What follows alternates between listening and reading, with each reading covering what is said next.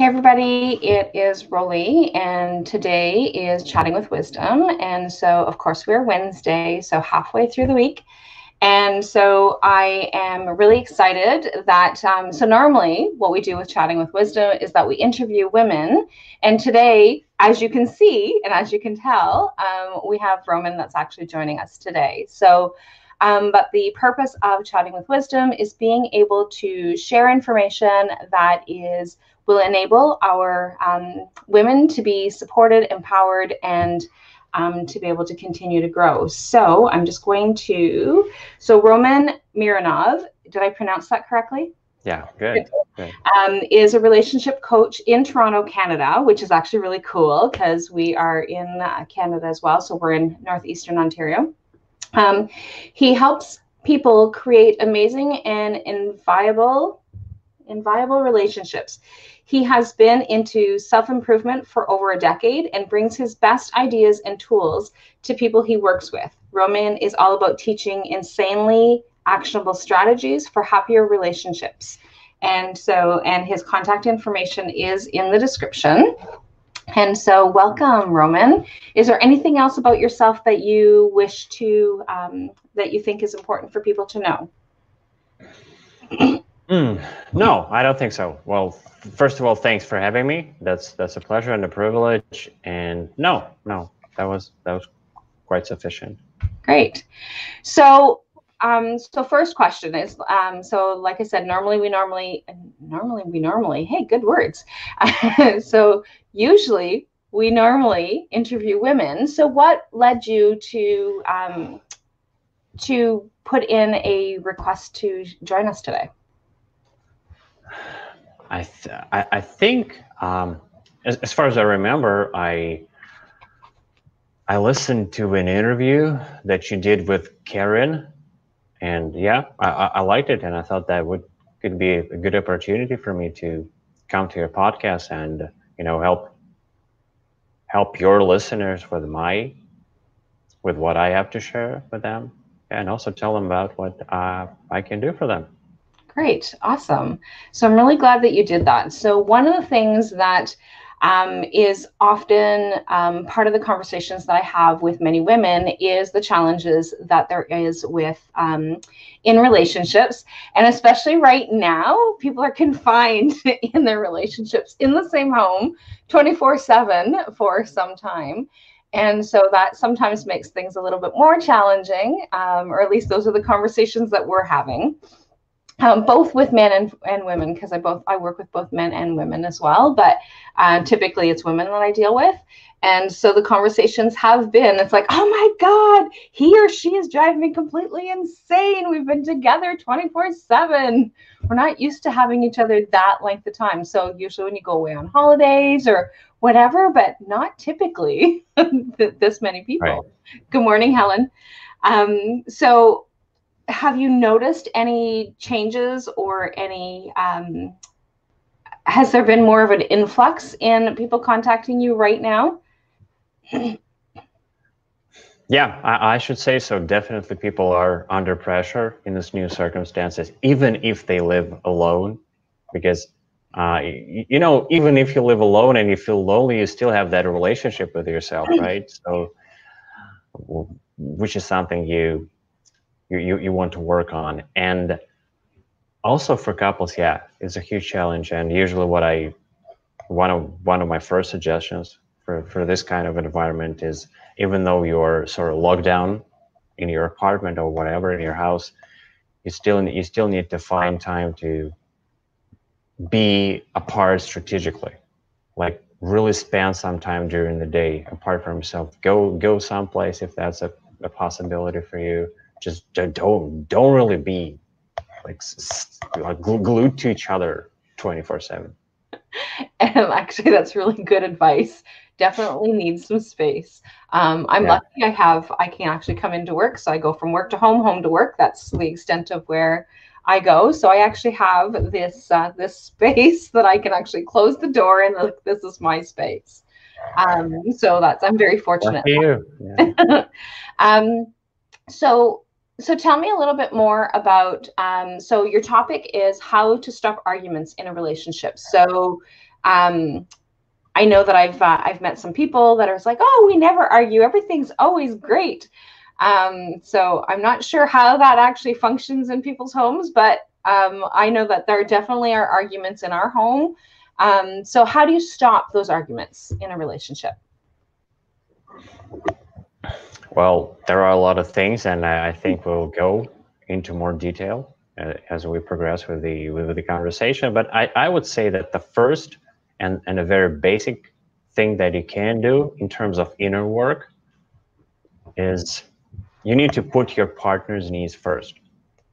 And you know, our culture teaches us to feel love only when our partner gives it to us. So we sort of sit and expect the partner to do something for us first, and only then we'll reciprocate.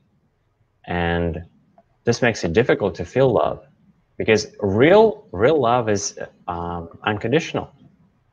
You give it to your partner without any condition, and then they reciprocate. And the most important point is that when we give love, we also feel it.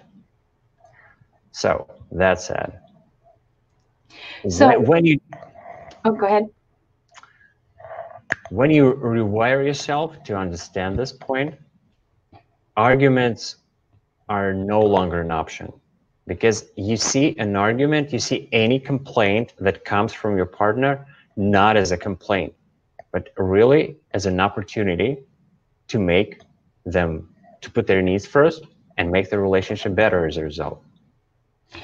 Okay, so one of the things I'm going to do is question. So one of the things that you're saying is putting your partner's needs first. One of the things that I always, as part of self-love, is that I always remind people to be able to put their needs first. But what you're saying is not necessarily putting their needs first. It's being able to put out that love without expectation of something coming back. Yeah, that would be a correct way to put it. Yes. Okay. So it doesn't have. Go ahead. It doesn't have to interfere with self-love. No, it doesn't mean that you're. It's more about, becoming. Don't be selfish. Just try to be selfless. Like that. Okay. So and so I understand what it is that you're saying that way. So what are some of the things that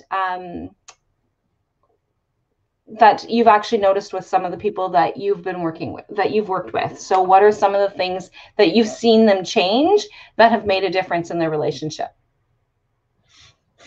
Well, there are a lot of things that they can do. For example, one thing that works really well is what I call an executive meeting. This is how it works. You don't have any arguments during the week.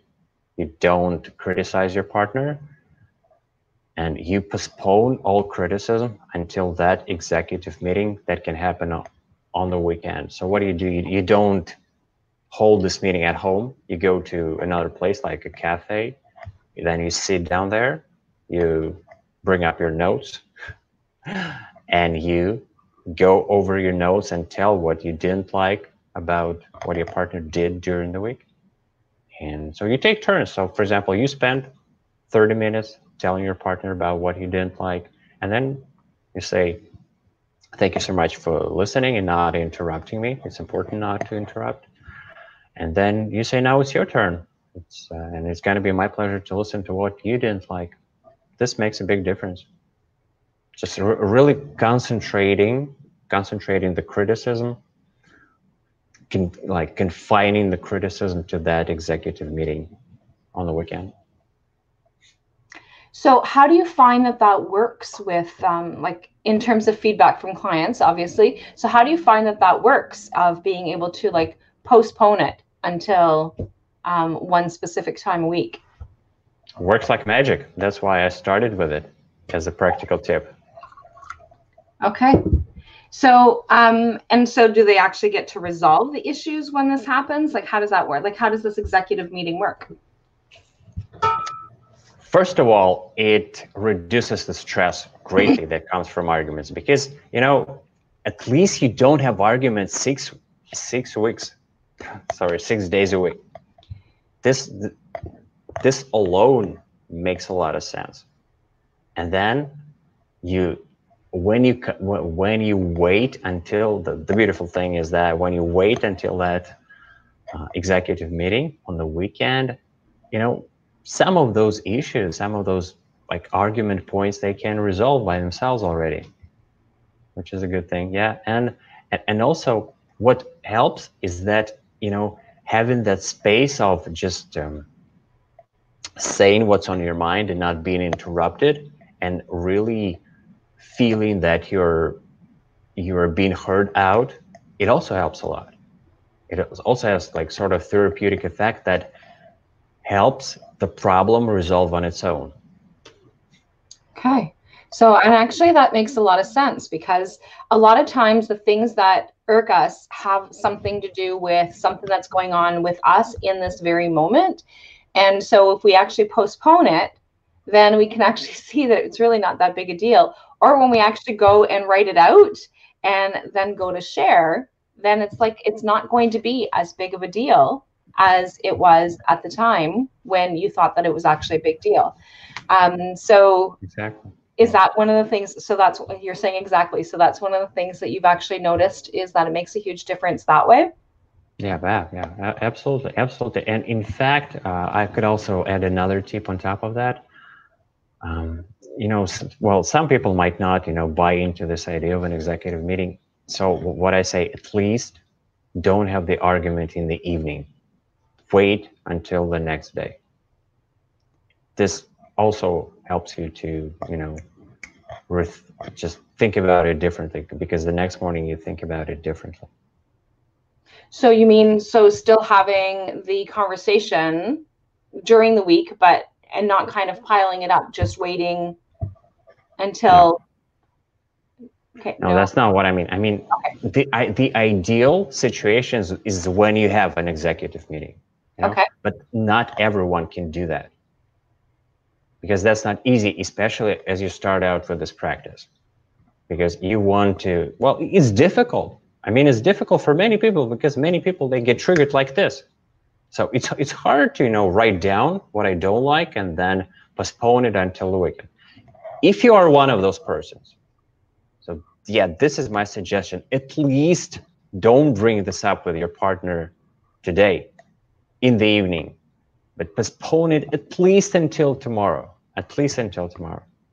So then work-wise, so like I said, it makes a little bit of a difference right now because not a lot of people are at work. But so when people are working through the week, though, how would they do that if they can't have those conversations in the evening? So like, because you don't want to have a conversation as people are walking out the door. So what would your suggestion be for that? I'm not sure if I understand. Can you just okay, rephrase so it maybe? So if you have, so for some people that can't wait till an executive meeting and setting it up so that they're doing it on a weekend when nobody's working, so you're saying not to do, not to have that conversation in the evening. But I know that for me, the evening would be when the conversation would need to happen, because doing it in the morning would not be, would not work, because I need to get ready for work. We need to get we both need to get our days on. So how would you do that? Like, so how would you suggest that for some people that are not able to do that in the morning? Are you talking about the executive meeting? Yes. Look, you can have executive meeting at any time you want. It's up to you.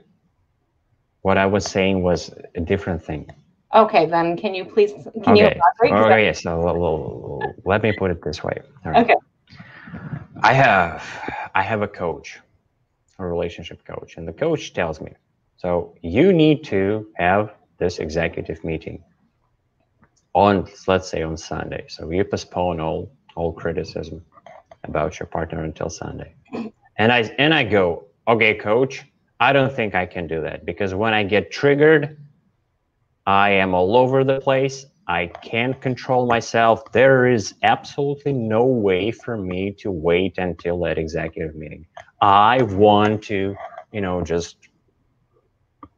go all in and tell my partner about all my resentment right now. So say it's Wednesday, we're having an argument, or we're about to have an argument. I feel it rising in me, and I want to just tell everything right now. It's Wednesday. And this is my reply as a coach. I say, okay, all right, it's okay. If you can't wait until the executive meeting on Sunday, it's okay. But at least don't have the argument right now on Wednesday evening. Wait at least until the next day. Wait at least until Thursday and have the argument on Thursday, but not on the evening on the Wednesday. Okay, so the day of. Okay. So, because that's the part that I was kind of a little bit confused. It's like, okay, so then we wait till the morning. Well, I don't know that I can have a conversation in the morning. Not something that may become heated. Or that may trigger either one, right? So, because you don't necessarily have time to be able to have that conversation in the morning. So that was what I was confused about. So thank you for clarifying that. Yeah, sorry for not making it clear. Oh, that's okay. Just because you had said don't have the argument in the evening, so that's where I was confused. So thanks for clarifying that. So when people have these arguments or having these triggers, what are some of the things that you can do? So that you said there was a number of different things. So you said one was being able to put people's needs first. So what is something else? What was something else that you can actually do in terms of being able to stop arguments? One thing that works really well, I believe, is for one of the partners to break the pattern. I mean, they're both going into this pattern of having an argument, which can get very heated, and they can break that pattern by remembering something exciting from their past together, like a romantic moment, for example, remembering how they went to a honeymoon trip and they spent like a great weekend in a beautiful place up in the mountains at a hotel with no one bothering them. Yeah, so these kinds of memories, they're good in and of themselves. And they're also a good tool to break that argument, stop it from developing into something nasty. Nice. And so when they have, so would people not find that would be deflecting? In which way? Well, in which way? So like if you're about to have an argument, so say for example, my husband and I were having an argument and we're about to have an argument because that's the whole point of it is to stop the argument. Yes. And so something's coming up. I express what it is that is coming up for me. And instead of addressing the issue, that my husband would say, oh, but do you remember when? And bring up something different. Is that what it is that you're saying? Okay, yeah, that's what I'm saying, and I would say that the what it does, remembering this great memory, is it makes the argument at least less heated. Okay. So I don't really think it's deflective, because you can go to the beautiful memory together. You feel better. You get into a peak state. And being in that peak state will help you resolve the argument. And so you're coming from a much better place than being angry, being resentful. That's one thing. And the other thing, going to that memory might help one of you realize that there's no reason to argue at all, because it might change your perspective right away. Okay. So that's an interesting way of putting it. So what are some of the other things that you can do? Just to stop the argument. Yes. Okay. So what do you mean by that? Things to. What you mean? Another? You want me to suggest something else? Yes. For stopping the argument? Yes. Okay, so something very basic. Apologize. Make sure you apologize if you did something wrong. Don't get defensive. Don't get defensive, and be humble. That's important, especially if. Go ahead. There's a little bit of a delay, so so it looks like you're pausing, so I apologize. Go ahead. Well, yeah, I think that's it with a step. Yeah, just being humble. Being humble especially helps with arguments. So what do you mean by be humble?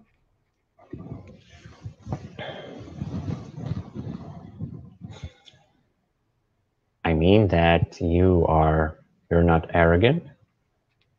You don't think too much of yourself, and you don't think that you're always right. For example, in my marriage that fell apart 6 years ago, I was quite arrogant. I was never humble. I thought that I was always right in the relationship, and I knew how my ex-wife should, behave. And that was a big reason why we had so many arguments. And it finally ended with a divorce. Yeah, divorce. Mm-hmm. So one of the things what what about your perspective on being humble? You think that you don't think that's something that's good for a person to develop in themselves?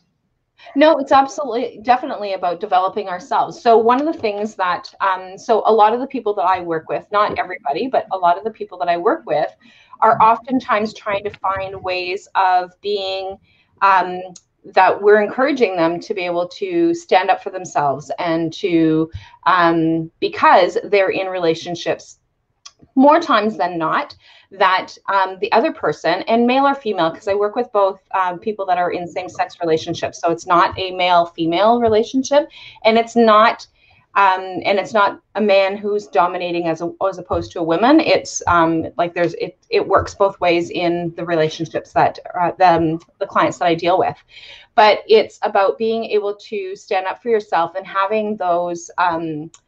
And not allowing somebody to walk all over you and that kind of thing. And so when you're saying be humble and apologize, one of the things that I often tell people is don't apologize for how you're feeling. And you're saying apologize if you've done something wrong. A lot of times in the clients that I deal with have that they're always apologizing, even when they're not the one who's done something wrong. So that's where I was wondering about, what do you mean in terms of being humble? So that's where, because you've got like the two sides of, so when you've got even relationships, or when you're in a relationship that has, that both parties are in on a level playing field, as opposed to one who's higher than the other. So like that's where and a lot of the listeners that I have are in those relationships where either they're the ones that are in power or the ones that are not in power. So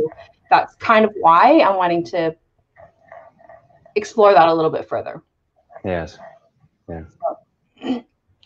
So that I would say, just to add on top of what you said, is that being humble is not about being subdued. It's about it's just not it's about not being arrogant and thinking too much of yourself. So what I'm really talking about is hitting a sweet spot. You want to be humble, and you do want to apologize for wrongdoing. That's definite. But at the same time, I'm not saying that you are not supposed to set boundaries. Do set healthy boundaries and stand up for yourself when you really feel you need to, of course. Yeah, so that's it. Yeah, you need a healthy balance. You need to hit the sweet spot. Yeah, and that's why, and that's the only reason. So I understand what it is that you're saying completely, but that is one of the reasons why I've asked that question, right? Because somebody who's listening, they're going to say, "Oh, okay, well, when I was listening to a relationship coach, and that's what it is that he said," and then they're going to go back into some of their old patterns of not being able to stand up for themselves. And because standing up for yourself doesn't mean having an argument. right? True. And that part there is really important for us to be able to distinguish as well, is that, so being able to put other people's needs first, but in terms of putting people's needs first, so just kind of a recap of some of the things that you've said, and putting people's needs first also means by putting out that love without expecting something in return. Then it's like, okay, well, I did something for my husband today, so I'm expecting him to do something for me. So for example, my husband made dinner for me yesterday, but it was with no expectation. It was just a thank you for making dinner for us tonight, and being able to have that acknowledgement, as opposed to, okay, well, I made dinner for you today, so what are you going to do for me? Right. So because typically he's not the one that makes dinner, so it was really nice, actually, and just really interesting on the eve of having this interview, because typically I'm the one that cooks, and just because, not for any other reason. And so it was really nice that he actually did that. But like I said, it had no expectation. He had no expectation other than being able to be acknowledged. And so being able to say, thank you very much. This was awesome. This was great.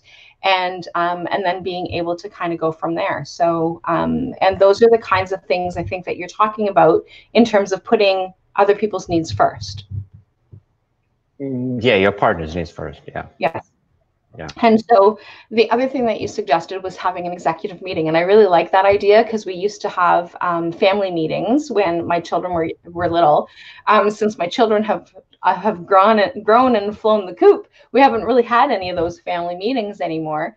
But I think that those probably would be something that would be really good for my husband and I both to be able to reinstate. That allows us to be able to have that time of being able to express those things. So I really love that suggestion. And then the other thing that you had said was being able to recall a memory. And so being able to, so when things are starting to get heated, being able to come from a place of changing your mindset, of changing those emotions and changing that atmosphere that's actually starting to brew, to bring you into a different mindset so that you can actually have a different perspective. And then the other thing that you said was apologize and don't get defensive and be humble. And so, so apologizing when you have said something that you probably shouldn't have, because I think that we probably all do that, or at least I know I do. And so being able to like kind of step back and say, you know what, I really didn't mean that, and I apologize, and let's kind of take a different stance. I was just feeling whatever, and using the I feel statements, I think, is really really important for us to be able to do at that point. So so yeah. So is there anything else that you suggest that people do? I would also suggest if you still choose to have an argument, you can't control yourself, and you go into it, at the very least, you need to end the argument on a high note, on a loving note. That's when you kiss your partner, you give them a hug, you remind them that you love them. You maybe tell them about something that you love that they did, like your husband cooked that dinner for you yesterday. So make sure that even if the argument wasn't pleasant, you still end it on a high note, on a loving note. Yeah. So, and there's a couple that I've grown up with, and one of the things that they would always say is, we don't go to bed angry. And I think that that's kind of what it is that you're saying, right? So, but always being able to find that positive. So no matter what it is that was going on through the day or during that argument or whatever, is that you don't go to bed angry, that you actually are able to go back and find that space of remembering that relationship that you're in. Yeah. Nice. Okay. So, so is there anything else that, because like I've kind of summarized a little bit about what it is. So can you add more to some of the things that you've said already, or what else? Yeah, one thing that definitely comes to mind is, really digging into the reason for the argument, because sometimes the argument is not about what's really happening. Well, let's say a common scenario where a wife doesn't want to have sex as often as her husband wants to have it. And we don't really know what the reason is. For example, the husband doesn't know the real reason, but he sees that very reason in front of him, and the reason is that she just doesn't want to have the sex for some reason. So he starts a fight with her about her not wanting to have sex. Whereas the real reason might be really different. She might, like, the reason could be that she's resentful about something that he did during the day. For example, let's say he wasn't present in a conversation with her. He was distracted by his phone all the time, and she feels angry about that. And by not asking her about what the real reason is and going into this like fight mode about the fact that she doesn't want to have sex, the husband really argues about something that's not the issue, that might not be the issue. So the important thing is to ask a very direct question in the beginning of the conversation before you start an argument. So just ask why. Don't start with, oh, you don't want to have sex with me. Well, just this makes me so angry, and so on and so on. Just, you know, stay calm, stay reserved, and just ask, I would like to discuss why you don't want to have sex, and I want to know the real reason, especially when it comes to these types of conversations where the man sees the problem, because men tend to go straight to the solution. They want to find the solution immediately. They don't want to dig deeper with the woman. And with women, I believe this is very important, because women might not tell you the real reason right away. You want to like engage them in a conversation first, and then you find out the real reason.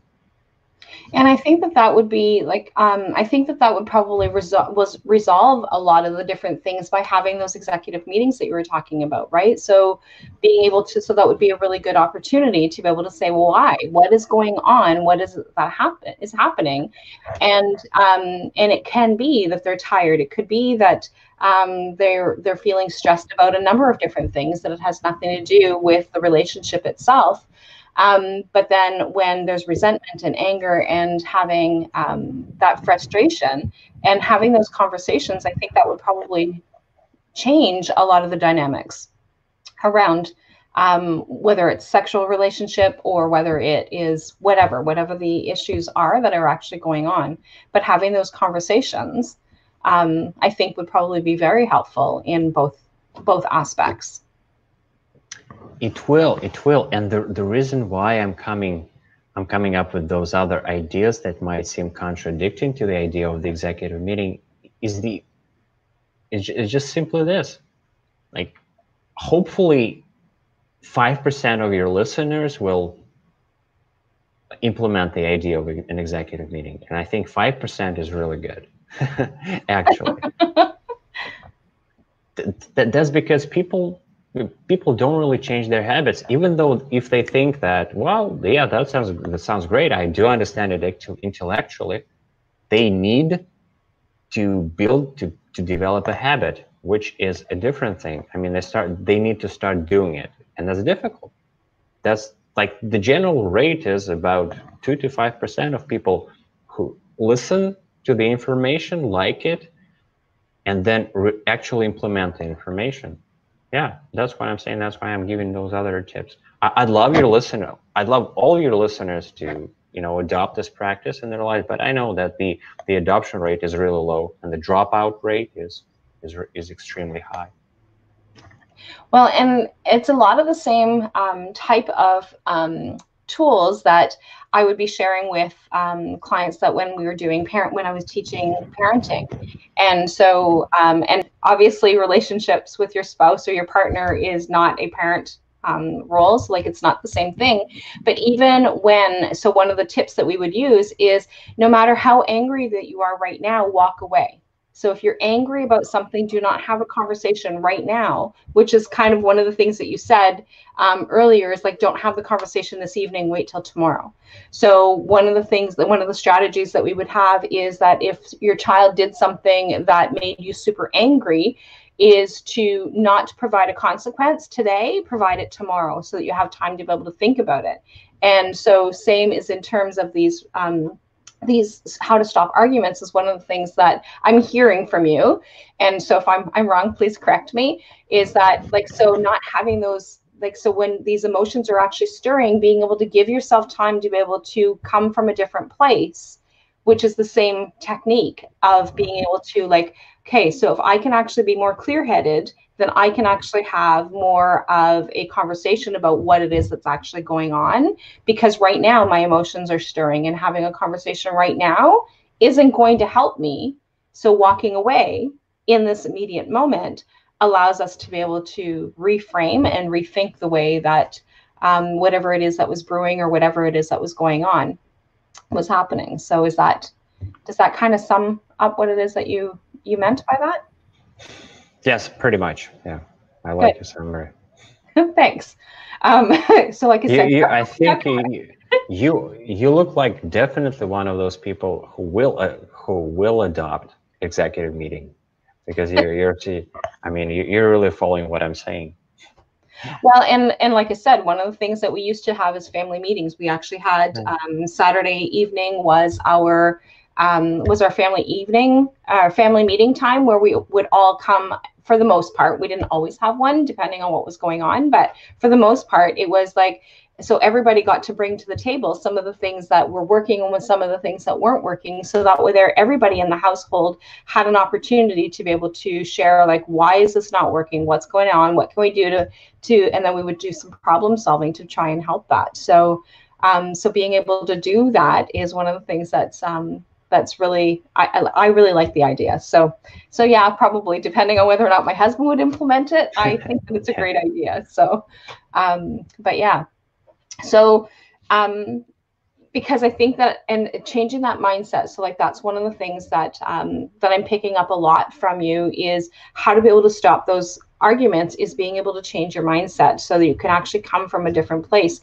So that if you're talking to a friend, for example, your response to a friend about how something is going to be, like, so if your friend came to you about a problem that was going on in your relationship, you're not going to flip out on that person. You're going to hear and listen to what your best friend has to say about how they feel that you're doing something. And so that relationship, you're not going to flip out necessarily in the same way that you would if you're in a relationship with your partner or your spouse.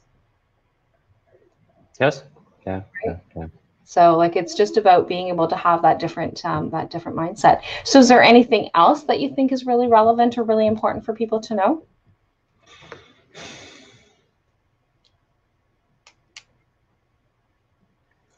Well, I think there should be something, but I think that I've shared my best tips. Okay, awesome. I have. So, that's great. And like, I love the way that you've actually, and and thank you for clarifying on some of the things that I didn't necessarily get correctly, because I think that that's important, because if I wasn't necessarily seeing it from the same perspective that you were seeing it, somebody else may not be as well. And so that's, and I'm the type of person who's in a classroom that says, hey, I got a question. Yeah. So it's like, hey, just a minute, that's not making sense 100% in my head. So, but I think that that's really important for us to be able to have those different perspectives. And I love how the fact that one of the things that you shared, and was in your relationship, in the relationship that you were in, and how your perspective was, because I think that, and both male and female, so again, it's not one over the other, is that same kind of thing, right? So I've had a client who has shared in the past, and that was a male, and the same types of things were actually going on with the female, like the with their spouse in that relationship. And that's one of the things that he was saying. And it was like, well, but she's always right, and it doesn't matter what I say, and if I try and do something, then it's just, And so being able to have those conversations about how do I make things right? How can I make things kind of even that playing field so that both parties have the opportunity to be able to share in their conversation. So I think that's great. So thank you. So now, is there anything that you offer on a regular basis? I know that I've got your contact information in the description, but is there anything specific that you actually work on? Do you have any promotions or any things that you're actually doing right now to help people? In terms of regular promotions, what I have is when I usually offer a package of 6 sessions to clients, and if they buy a package, the sixth session is free. So yeah, that's a regular promotion that I have. Oh, nice. Okay, and they can find that information on your website. I can't remember what you have for contact. Hang on, I'm looking. So so is that information on your website, like, or how do they get a hold of you? Oh, here's the process. So yeah, you go to my website, which is www.romanmironov.com, spelled as ROMANMIRONOV.com. And so then you hit the button for contacting me. You enter your details. Then I get an email from you. I get back to you and offer to schedule a free relationship breakthrough session, so there is no fee. I'll spend about an hour with you, understanding your situation. And at the end of the session, which is, again, absolutely has no fee attached to it, I will tell you how I see your situation and how I can help you, if I can help you, because if I can't help you, I will refer you to another person, another specialist or another counselor. And yeah, at that point, I will offer you, I normally offer a package of 6 coaching sessions. And yeah, well, the 6th is for free. It's free. Yeah, nice. Okay, so I've put your website in the comments, just so that it's a little easier for people to find it. But it's definitely, all of his contact information is in the link above. And so again, Roman, I love the fact that you actually stepped in. So I've only ever had one other male that I've actually interviewed. So I'm not the first one. You're the first in this series, but in my old series that I was doing on Mondays. And so this is great. So because it's always great to be able to have, because we need to have that balance, right? So so being able to have and hear from different people's perspectives, because like I said, in terms of clients that I've worked with, I work with both male and female, and the circumstances change depending on who they are. And same as in terms of same-sex relationships, you've got you've still got those different things that are actually happening. So thank you very much for sharing. And thanks everyone for joining us, and look forward to next week's Chatting with Wisdom. And again, thanks again for sharing your wisdom. Thank you. It's been a pleasure.